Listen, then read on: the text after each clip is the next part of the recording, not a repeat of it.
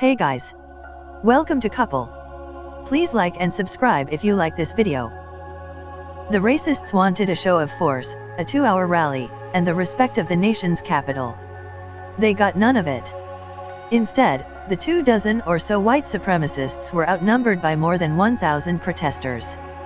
The group relied all day on a heavy police presence to escort their rally, and then, before it was even scheduled to start, they fled in police vans.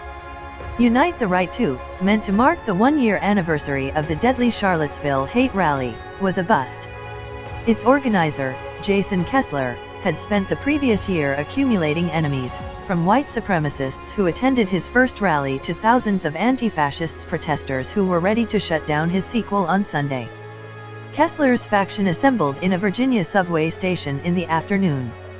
Rather than face protesters at the subway station's entrance, they lingered by a private bus until a swarm of police, more than one officer per white supremacist, rushed them into the station. Police had previously suggested 3 private train cars for the white supremacists, in order to keep them separated from protesters. But the small group couldn't fill a single train car, even with their police escort. More police joined the escort in D.C., when the racists unloaded at a D.C. station and led a short march to Lafayette Square in front of the White House, escorted by police motorcycles and vans the whole way. Photojournalists who attempted to film the march saw a less friendly response. Police shoved cameras and camera operators away as they walked backward, recording the marchers' faces. The dozen white nationalists filtered into a heavily blockaded area in front of the White House, where Kessler delivered remarks, in part acknowledging the rally's failure, and aired some old talking points in which he claimed to be a free speech activist and not a white nationalist. Behind him, a follower held up signs with racist slogans.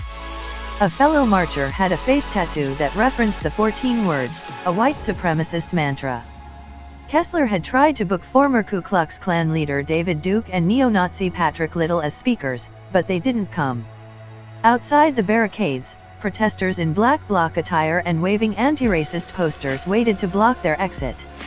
"I always felt like it was necessary to fight against racism, hatred, and violence," Bonnie Brown, an activist, told the Daily Beast outside the park. "I'm worried for other people about it turning violent, but for me, I think it's necessary to face that kind of hatred, to smash white supremacy. I'm not afraid to face violence when it comes to injustice." Protesters threw some items at police, including shooting off a firework over their heads.